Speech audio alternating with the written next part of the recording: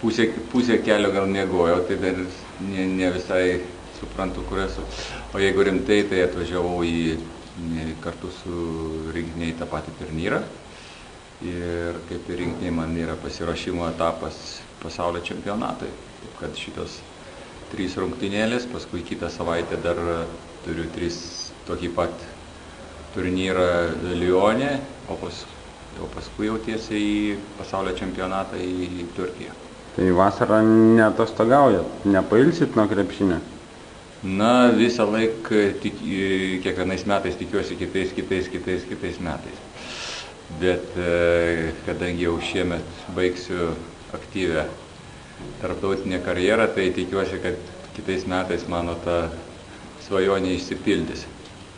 Tai šiemet jūs dar oficialiuose tuose turnyruose FIBOS teisėjausit ar kaip? Taip, teisėjauju, kadangi šis sezonas baigėsi kartu su pasaulio čempionatu. Jau viskas, kas yra po pasaulio čempionato varžybos, jau priskiriamas kitam sezonui. Tai po to čia dėl amžiaus limito jau po to nebegalėsit teisėjauti? Taip, 50 metų limitas yra. Na, o Lietuvoje mes limito neturim, tai dar planuoju bent jau metus pabėgioti. O ką galvojat apie kartų kaitą rinktinėse?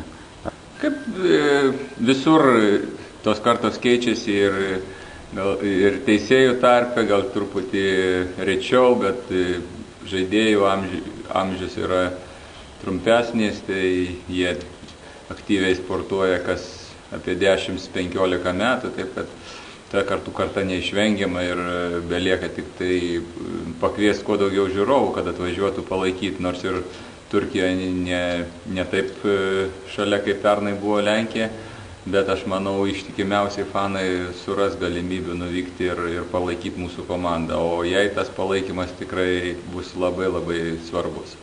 Dar žiūrėkit, toks klausimas, kaip jums sekasi palaikyti tokią puikią fizinę formą, kad aikštelėje nekiek neatsiliekate nuo daug metų jaunesnių žaidėjų? Na, tenka daug ko atsisakyti. Reikia prižiūrėti save, reikia pasportuoti. Bet iš kitos pusės, tai tas teisėjavimas ir verčia žmogų save labiau ir prisižiūrėti. Taip kad aš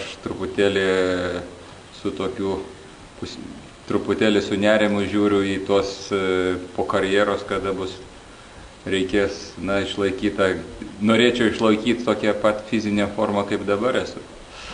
Bet manau, bus tikrai sunku. Nebus tokia didelės motyvacijos, ne? Be abejo. Ačiū labai ir gero teisėjavimo. Ačiū, sėkmės.